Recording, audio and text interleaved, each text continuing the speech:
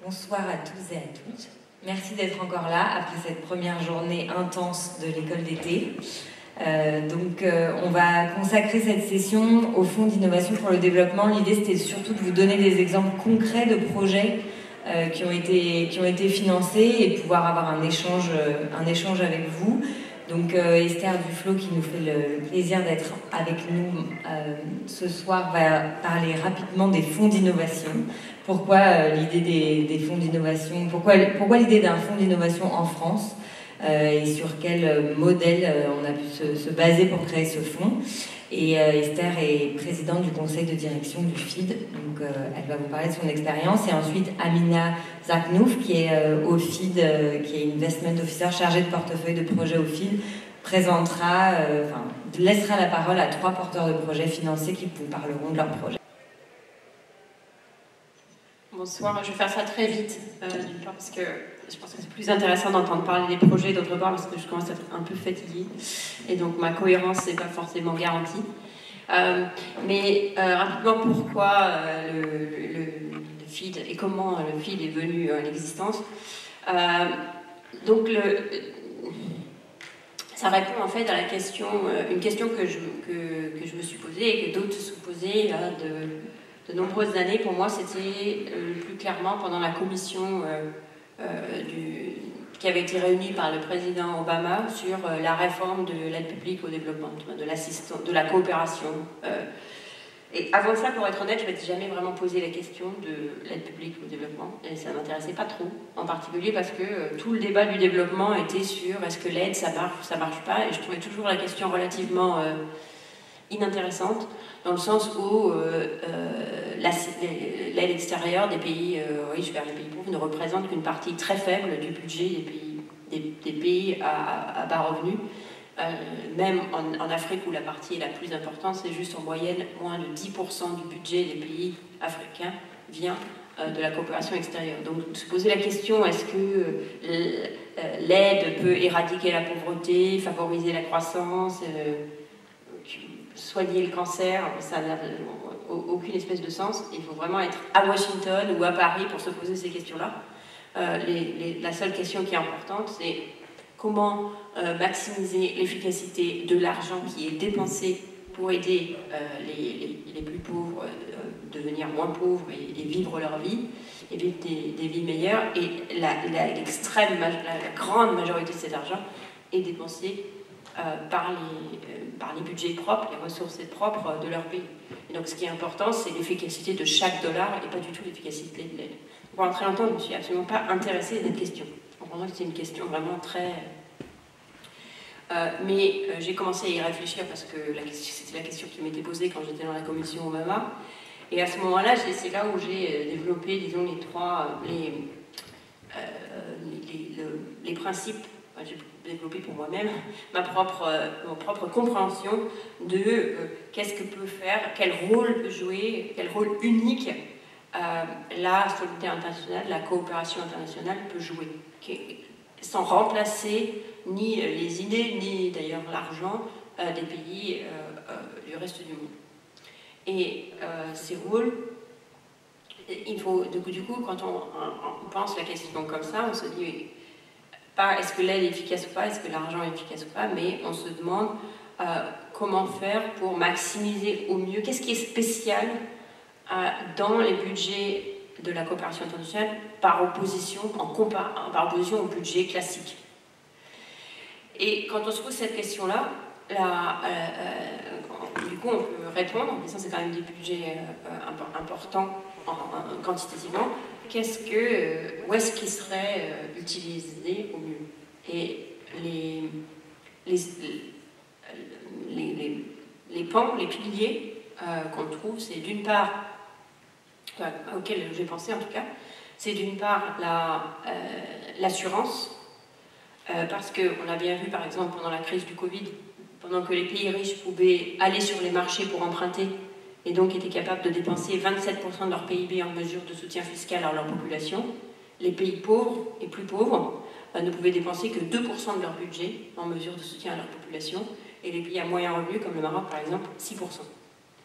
Donc on voit bien que ça fait une différence énorme d'avoir accès aux marchés étrangers et aux marchés internationaux financiers. Et les pays riches sont en mesure de le faire en grande crise pour soutenir leur population et en principe pour soutenir le reste du monde.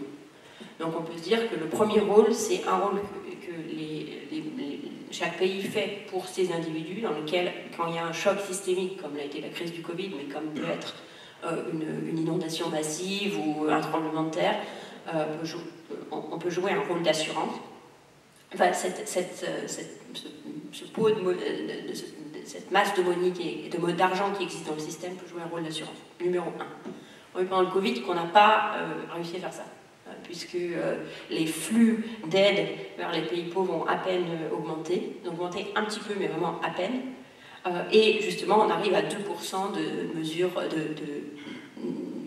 fiscales en faveur des populations victimes du Covid, pas 27%. Même 27% du PIB du Togo, ce serait à peine, ça ne se serait pas du tout même remarqué dans les trillions de dollars que les États-Unis réussissaient à dépenser sur leur propre population. Donc ce n'est pas du tout une question d'argent, c'est une question de priorité. Donc là, il y a des progrès à faire là-dessus. Le deuxième, c'est les biens publics mondiaux. Donc il y a un certain nombre des mal publics mondiaux. Donc les biens publics mondiaux, chaque pays a tendance à ne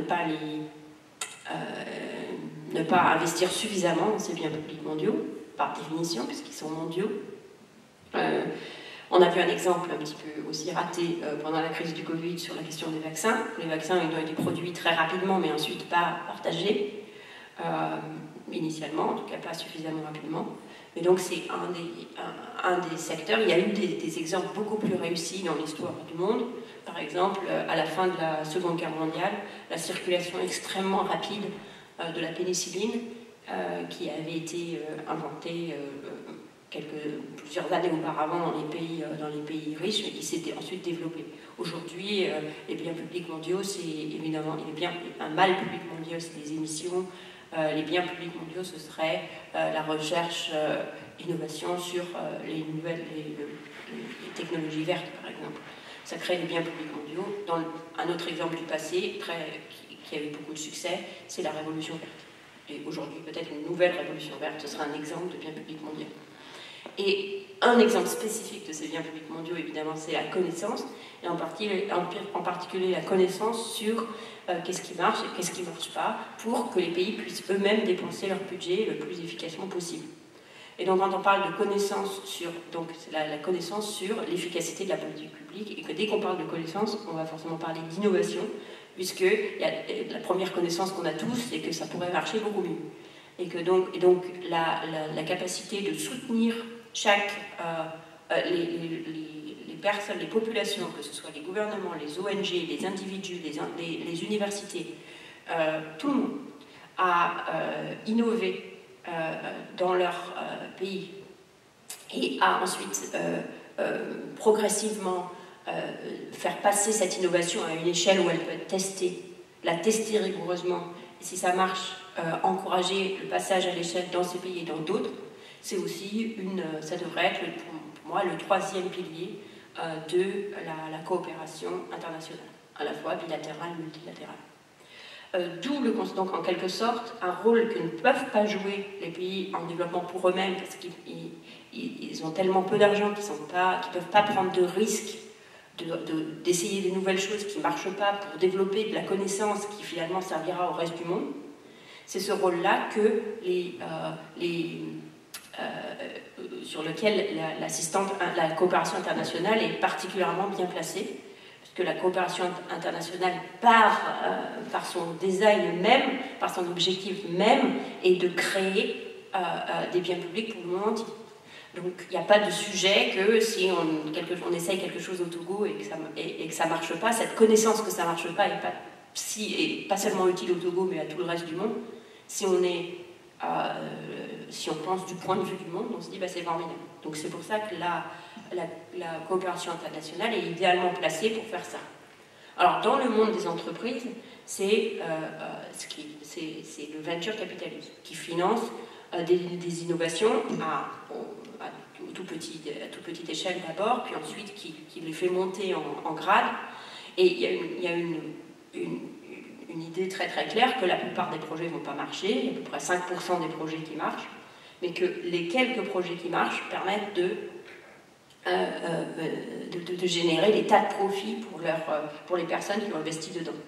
Donc les investisseurs qui investissent dans le venture capital, pour des raisons, savent qu'ils prennent des paris, et c'est des gens qui ont de l'appétit pour le risque, sachent qu'ils prennent des paris et que c'est sur le portefeuille qu'ils gagneront de l'argent. Et que donc le rendement est calculé au niveau du portefeuille. Peut-être qu'une innovation est suffisante pour justifier tous les paris qui ont été réalisés. Et ce n'est pas du tout une attitude, donc ça c'est vraiment l'attitude d'innovation. Dans le secteur de l'innovation sociale, de l'innovation de politique publique, il n'y a pas de rendement financier, il y a des rendements sociaux, donc aucun investisseur privé n'a envie de venir et d'investir même dans une école bien meilleure parce qu'il n'y a aucun moyen pour eux de récupérer cet argent dans le futur. Donc c'est pour ça que les institutions publiques, et pas des institutions publiques locales, mais des institutions publiques qui se préoccupent du bien social dans le monde entier, sont idéalement placées pour avoir cet appétit pour le risque et pour prendre cette décision. Donc ce qu'on avait proposé dans la commission Obama, dans la section innovation dans laquelle je travaillais, et qui a été mis en place parallèlement en fait, par le DIV, sous le fond du Development Impact Venture Fund à USAID, où Michael Kremer avait joué un rôle essentiel. C'est un fonds basé sur le principe du venture capital, c'est-à-dire de prendre des risques et de faire sur des investissements d'abord, pas forcément d'abord petits, mais à différentes échelles, soit à l'échelle vraiment super pilote, soit à l'échelle de test ou l'échelle de scale-up, avec des investissements appropriés. Donc c'est pour ça donc c'est ça qui a été créé avec le DIV, qui existe maintenant depuis suffisamment longtemps pour qu'on puisse calculer ce rendement au niveau du portefeuille pour les premiers projets, qui montrent des rendements absolument spectaculaires au niveau du portefeuille, simplement avec 4 ou 5 projets qui ont touché un tas de monde, avec des effets qu'on peut mesurer économiquement ou sur la santé, qu'on peut traduire avec quelques hypothèses un peu dangereuses sur la valeur d'une meilleure santé en termes de dollars.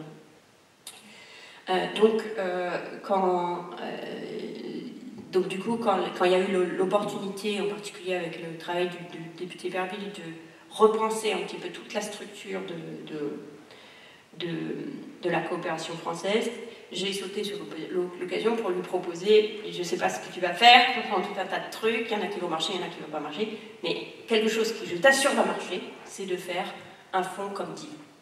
Et c'est comme ça qu'on a créé, est venu le concept de créer le Fonds pour l'innovation et le développement, qui est un fonds d'innovation avec toutes ces idées de portefeuille, de risque, un petit peu pour faire monter ce pilier. Alors pour l'instant, ce n'est pas au niveau où ce sera vraiment un pilier, où c'est un tout petit pilier tout fin, que ça représente qu'une partie très très faible évidemment du budget total de l'AFD, mais c'est aussi intégré dans l'AFD, donc on espère faire un peu vivre cet esprit dans toute l'institution. La coopération qu'on a avec toutes les équipes permet de le faire et de le faire vivre. Et c'est donc voilà l'idée du fonds. On existe maintenant depuis 2 ans. On a dépensé 28 millions d'euros en projet et on a la chance aujourd'hui d'avoir plusieurs de ces porteurs de projets qui vont nous expliquer ce qu'ils ont fait avec une partie de cet argent. Merci.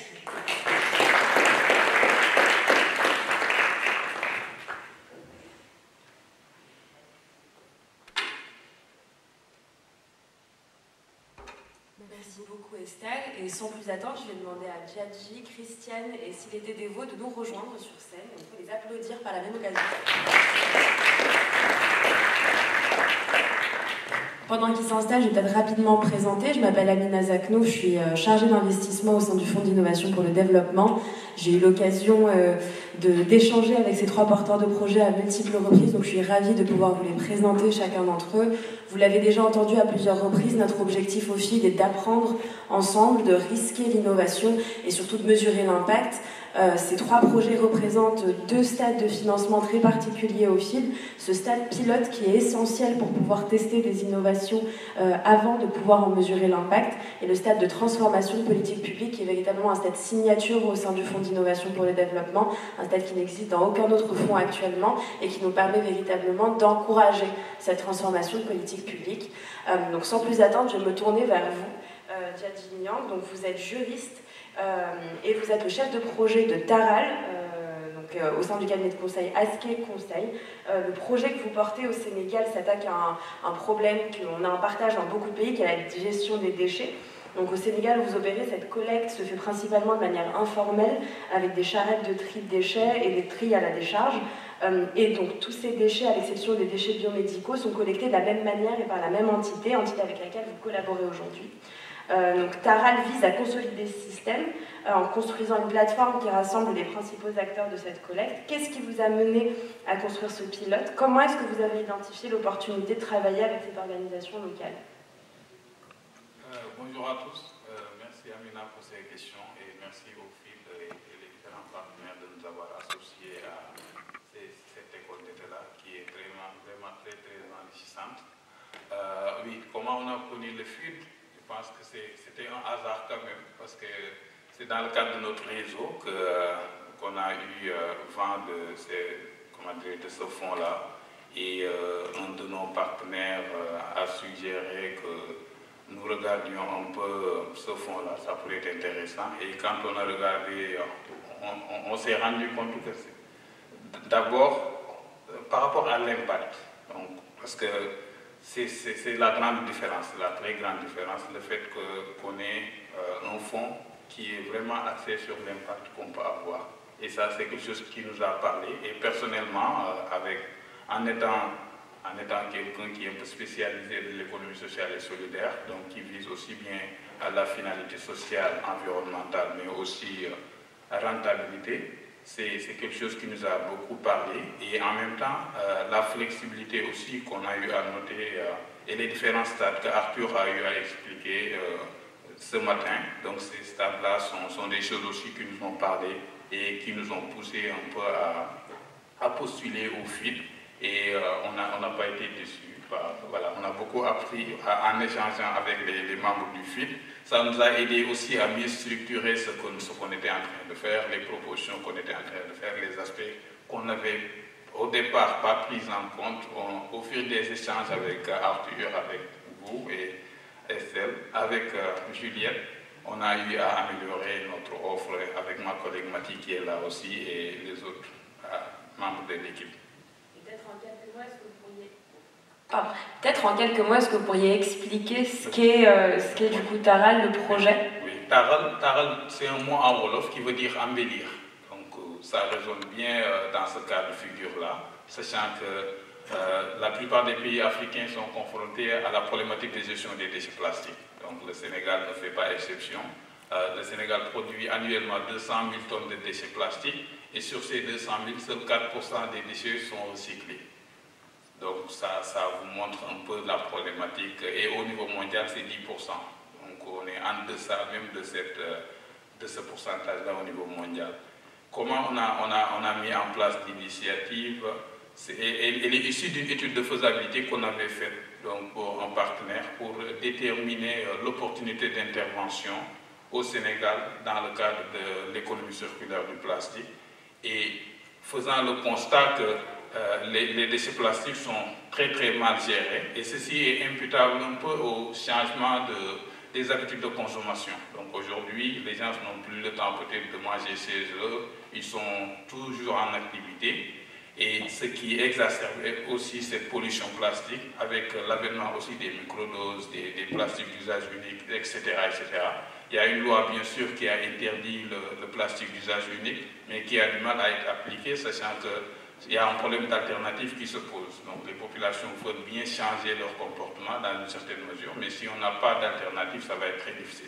Et c'est dans cette perspective-là qu'on s'est attaqué à la problématique de la collecte. Parce que si on veut développer toute la chaîne de valeur, il faut passer par une collecte spécifique des déchets plastiques.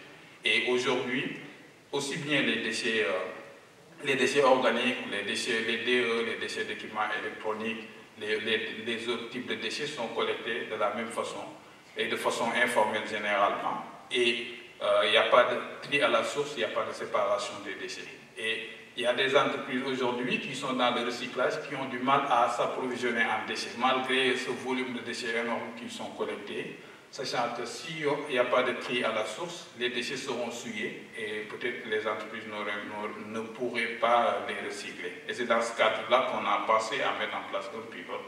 L'idée étant de développer une collecte de déchets spécifique pour le plastique, en dotant certains quartiers pilotes de poubelles de tri, en les formant, en les sensibilisant bien sûr, mais aussi en s'appuyant sur les dispositifs de collecte mis en place par une organisation qu'on appelle SONAGED, Société nationale de gestion des déchets, qui a mis en place des points de regroupement normalisés où les déchets sont stockés de façon intermédiaire avant d'être acheminés à la plus grande décharge à ciel ouvert. On n'est pas fiers de ça, mais voilà. Pardon. Donc, c'est l'idée est vraiment de développer un dispositif de collecte spécifique pour ces déchets, mais aussi en faisant de la sensibilisation pour les populations, en s'appuyant sur l'organisation qui s'appelle les marraines de quartier aujourd'hui, qui sont des organisations communautaires au Sénégal, qui sont des relais, et en s'appuyant sur ces gens-là, on pense qu'on pourrait aider à changer les comportements en faisant que les gens adoptent des gestes éco-responsables. Et je vais terminer par là pour dire que dans le cadre de Taral ou de cette initiative, nous travaillons avec le secteur privé national, les acteurs publics avec le soutien du ministère de l'Environnement et du Développement durable, le ministère du Commerce, le ministère de l'Hygiène, mais aussi le secteur associatif, parce qu'on s'est dit que sans cette approche multi-acteurs, on ne parviendra pas à développer l'économie circulaire du plastique. Voilà en gros le projet qu'on compte mettre en place. Parfait, très intéressant, merci beaucoup. Il se trouve que juste à côté de vous, donc Christiane Ansa de l'African Management Institute travaille également au Sénégal, donc pays d'intervention de Taral également, mais sur un tout autre sujet, bien que je pense qu'il est lié à bien des égards. Donc l'African Management Institute développe une nouvelle approche de renforcement des capacités pour les petites et les moyennes entreprises et évalue actuellement l'impact de ce programme sur la croissance des entreprises et la création d'emplois par un essai contrôlé randomisé qui a lieu actuellement au Kenya. L'African Management Institute est une organisation donc basée dans plusieurs pays d'Afrique, une organisation du secteur privé, et on a décidé avec le FIL de soutenir la mise en œuvre du pilote au Sénégal pour tester l'efficacité de son approche et les effets sur les entreprises de différents secteurs et plus largement sur les communautés touchées. Pourquoi est-ce qu'une organisation du secteur privé, c'est la question qu'on s'est posée quand on a reçu votre candidature, pourquoi une organisation du secteur privé for profit décide de passer par la case d'évaluation d'impact? Qu'est-ce que ça vous a apporté de passer par cette première case? Et tout à l'heure, je vous demanderai qu'est-ce que vous comptez apprendre de votre prochaine expérimentation au Sénégal. Merci beaucoup pour ces questions. Bonsoir à tous. On m'entend? Oui? Ok. Désolée. D'accord. Donc déjà, je vais reparler donc de EMI, African Management Institute. Donc on est une entreprise panafricaine qui évoluons. Donc on a des bureaux au Kenya, au Rwanda, en Afrique du Sud, mais également donc, au Sénégal. Et on délivre des programmes dans environ 39 pays d'Afrique. Et donc en fait, on est vraiment dans le renforcement de capacité des petites et moyennes entreprises et on veut s'attaquer vraiment donc, aux problèmes de création d'emplois. Parce que 90% donc, des entreprises d'Afrique sont des PME et elles font face à de nombreuses barrières en fait, pour grandir. Donc on parle de barrières, de problèmes de formation, mais également des problèmes d'accès au financement, etc. etc.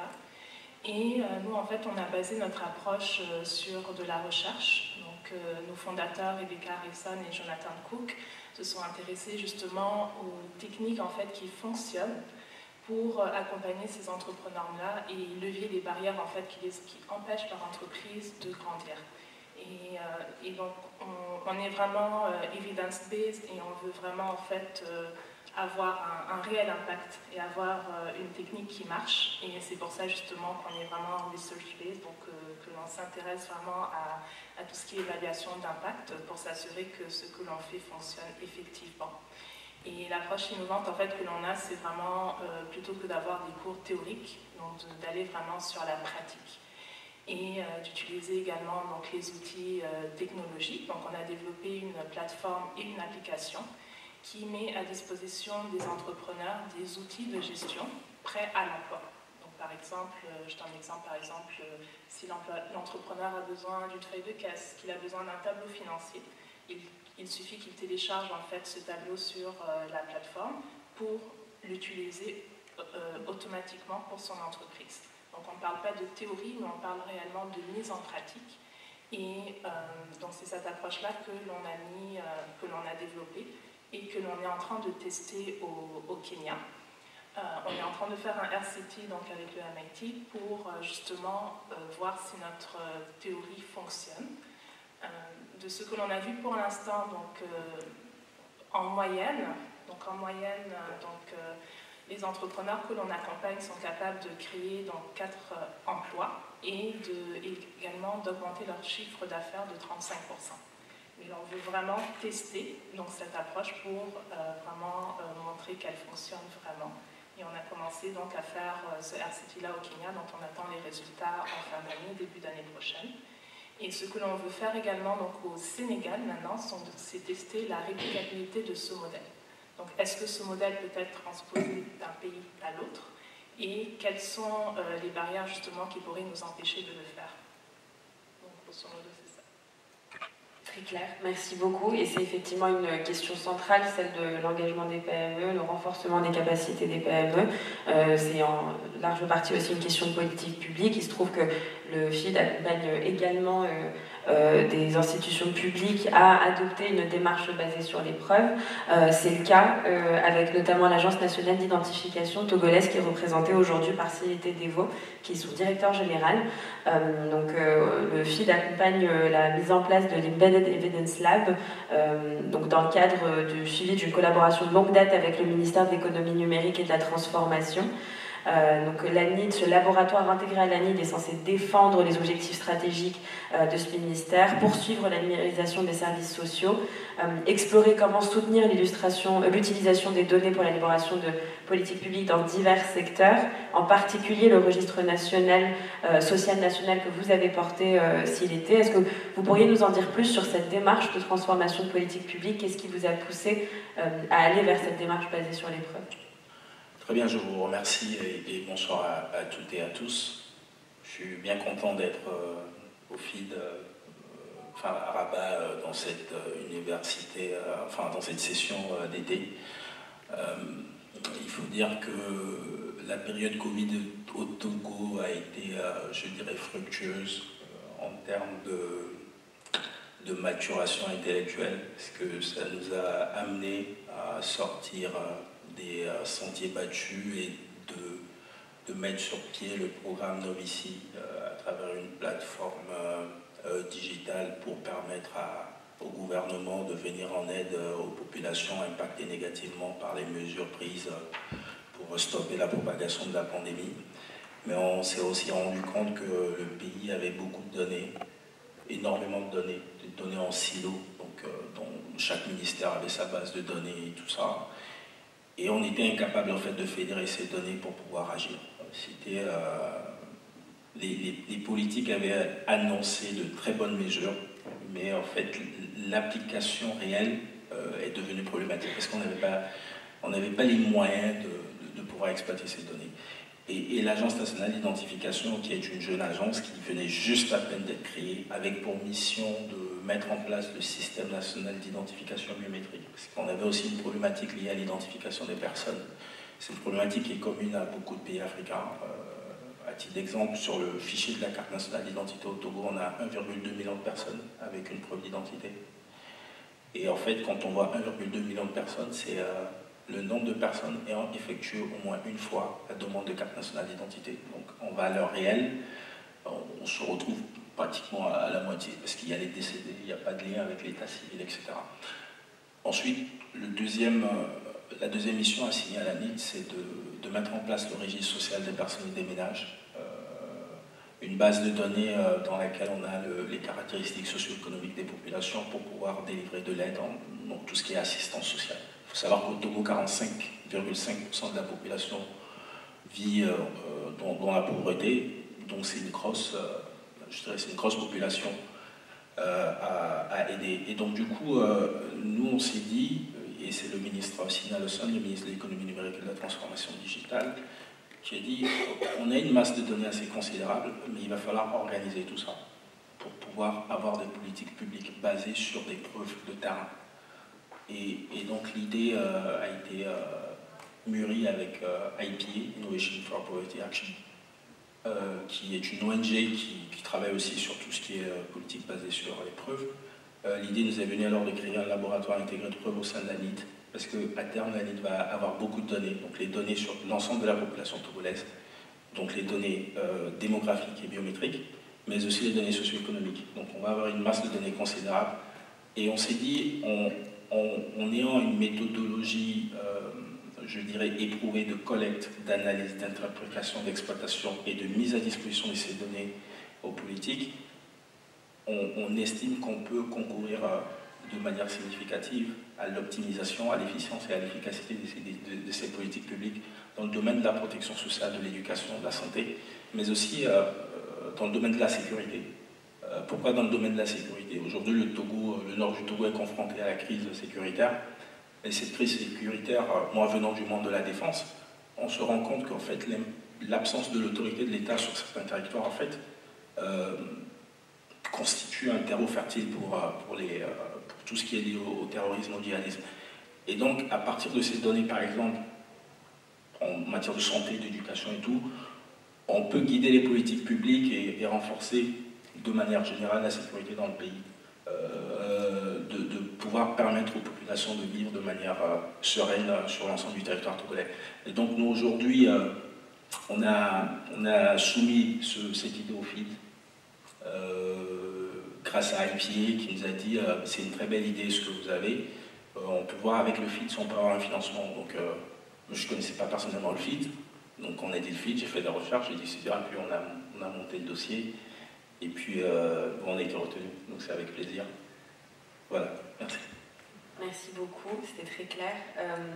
Peut-être pour vous rappeler les critères de sélection du FID, donc ceux qu'on a utilisés pour évaluer les trois projets, les trois solutions qui vous sont présentées aujourd'hui. Donc c'est le potentiel d'impact. Donc à quel point est-ce que cette solution a un potentiel de changer quelque chose, changer la vie de gens. Le coût efficacité, donc est-ce que cette solution est meilleure que celle du voisin? Est-elle meilleure, moins chère, plus efficace qu'une autre solution ou que le statu quo? Et son potentiel de passage à l'échelle. Et c'est sur cette question de potentiel de passage à l'échelle, donc est-ce que cette solution est potentiellement réplicable à large échelle? Est-ce qu'elle peut toucher la vie de millions de personnes vulnérables? J'avais envie de vous questionner tous les trois, donc séparément, sur votre projet Djadji. Quelle est votre vision de votre potentiel de passage à l'échelle? Je sais qu'on est au stade de pilote et qu'il y a encore plein de questions à se poser, mais idéalement, dans un monde rêvé, ça ressemblerait à quoi? Merci Amina, merci pour cette question que je pense très très pertinente. Je pense que le pilote aura l'avantage de nous éclairer sur un certain nombre d'éléments pour aller vers l'échelle. Donc la première chose, c'est qu'aujourd'hui dans la monture du projet, il y a des quartiers qui sont concernés par le pilote, donc avec la dotation de poubelles, avec les tricycles et autres. Dans le cadre d'une mise à l'échelle, il s'agira vraiment de sortir de Dakar par exemple. Aujourd'hui, on n'est que sur Dakar, la capitale du Sénégal, qui bien sûr concentre 50% des déchets plastiques, mais on voudrait aller dans d'autres zones du Sénégal, partout au Sénégal, qui sont confrontées par cette pollution-là. Quand on a l'habitude d'aller à Saint-Louis par exemple, qui est normalement une région touristique, ce sont les déchets qui vous accueillent et qui vous disent au revoir aussi. Donc voilà, donc, je pense qu'une mise à l'échelle serait déjà de sortir de Dakar, de faire de sorte que les populations puissent avoir ces types de poubelles-là, sachant que 10% des Sénégalais, des ménages sénégalais ou 15% ont des poubelles normées. Donc l'idée serait vraiment de globaliser cette adoption, cette dotation de poubelles normées, et aussi pousser les gens à avoir cette conscience environnementale en triant leurs déchets, en séparant les déchets, aussi ça fera partie de ce qu'on voudra faire pour une mise à l'échelle. L'autre élément, c'est par rapport à l'intégration progressive des acteurs informels. Parce que la collecte, comme je l'ai mentionné tout à l'heure, elle est principalement informelle. Et ces acteurs-là ont du mal à se trouver un travail décent ou à gagner des revenus pour leur survie. Dans le cadre du projet, on voudrait vraiment mieux intégrer ces acteurs informels-là, in fine, pour une mise à l'échelle. Et pour finir, je ne veux pas être long, pour finir, il y a l'aspect transformation sur lequel on voudrait agir. Aujourd'hui, on a mis en place, on voudrait mettre en place un pilote, bien sûr, mais le pilote n'est qu'un début. Donc, on voudrait aller vraiment vers le recyclage, la transformation des déchets, sachant qu'aujourd'hui, pour la plupart de ce que nous consommons en plastique, c'est importé au Sénégal. Donc, tout est importé, que ce soit les préformes, que ce soit les films plastiques et autres. Nous, on voudrait vraiment que ces solutions-là soient conçues localement dans le cadre de la transformation des déchets plastiques de façon globale. Donc, vraiment, une mise à l'échelle du point de vue logistique. Donc la logistique de collecte aujourd'hui, elle est très concentrée généralement sur Dakar ou certains quartiers. C'est pourquoi dans le cadre de l'initiative, on a pensé Dakar urbain et Dakar banlieue pour pouvoir favoriser les apprentissages pour des cibles qui sont différentes. Et puis au fur et à mesure intégrer les populations dans cette logique d'économie circulaire. Voilà en gros. Merci beaucoup, c'était très clair et je le souhaite. Christiane, et peut-être apporter aussi un élément sur votre croissance en tant qu'entreprise qui délivre des formations partout sur le continent, et spécifiquement là au Sénégal, quel est le passage à l'échelle idéale que vous attendez? On en avait beaucoup parlé avec votre équipe aussi de cette potentielle adoption par des pouvoirs publics. Comment est-ce que vous imaginez la suite?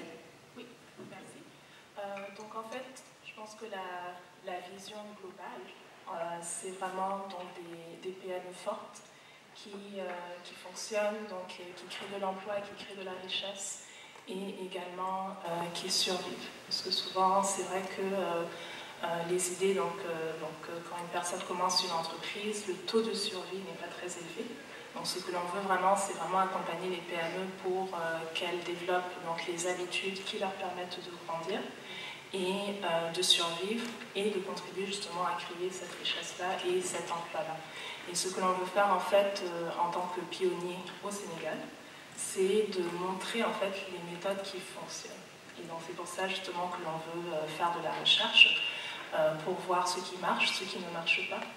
On parle de questions comme par exemple donc, le digital literacy, donc est-ce qu'une application et une plateforme fonctionne vraiment dans un contexte où le taux d'Internet en fait, est en train de grandir mais n'est pas en fait présent à toute la population. On parle également de questions, ce que l'on veut tester c'est également par exemple en quelle langue délivrer ce programme.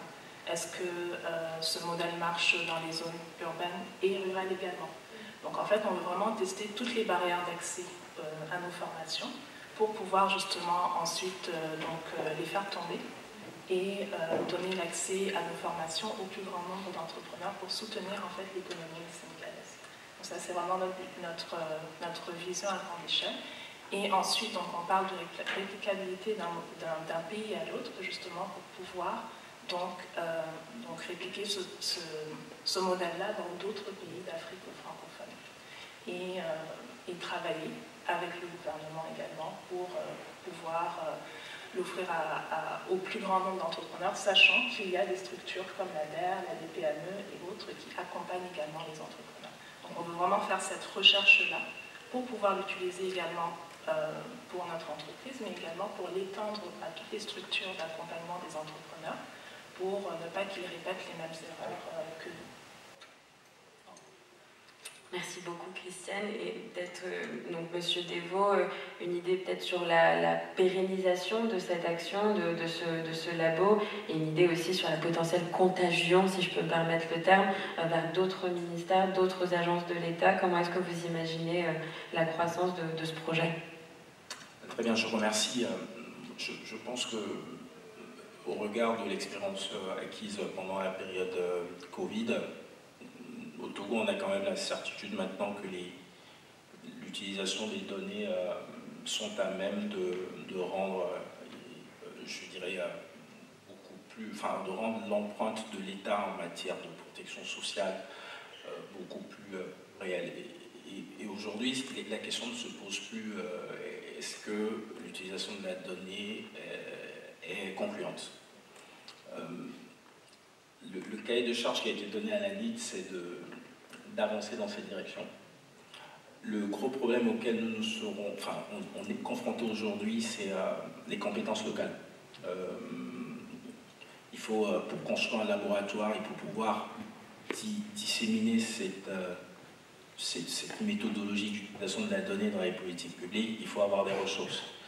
Et aujourd'hui, dans nos universités, on a ce besoin. Et c'est une des raisons pour lesquelles on a signé ce protocole d'accord avec IPA. Mais on est aussi dans cette volonté en fait, de créer cette ressource dans nos écoles, dans nos universités, dans nos écoles d'enseignement supérieur. Ensuite, être capable de convaincre les autres ministères de s'inscrire dans cette même démarche. Il y a une volonté politique, mais entre la volonté politique et l'action sur le terrain, il y a quand même quelques kilomètres. Mais on est conscient du fait que ça va être difficile, mais étant donné que la volonté politique y est, on va pousser. Il y a aussi un choix stratégique qui a été fait par le Togo, c'est de mettre la NIT à un niveau, je dirais, supraministériel. C'est ancré à la présidence de la République. Donc ça permet quand même de s'affranchir de quelques difficultés liées aux guerres de chapelle entre les ministères. Il y a aussi un deuxième gros problème, c'est je dirais, on est un peu jaloux de ce que l'on possède. Les ministères ont de bonnes bases de données, mais ne veulent pas partager. Il y a aussi le secteur privé. Par exemple, on a utilisé les bases de données des telcos, des opérateurs télécoms. Là se pose aussi la question quel est le rôle du privé dans l'utilisation de la donnée. Par exemple, pour les programmes d'aide à l'emploi des jeunes, on est obligé de travailler avec le secteur privé. Donc, le secteur privé a des données, les cabinets de recrutement, etc. Donc, je pense que la voie est tracée. Il y a des difficultés, mais voilà. Nous, l'état final recherché, c'est de pouvoir utiliser les données multicanales pour permettre aux politiques de rendre la vie des personnes les plus pauvres en situation d'extrême pauvreté, de rendre leur vie un peu plus, je dirais, facile que ce que nous avons aujourd'hui au Togo. Merci beaucoup, Monsieur Deveau. Merci à tous les trois. C'était très clair et je pense que l'audience a aussi pu mieux comprendre, mieux cerner la nature de vos projets. Je vous propose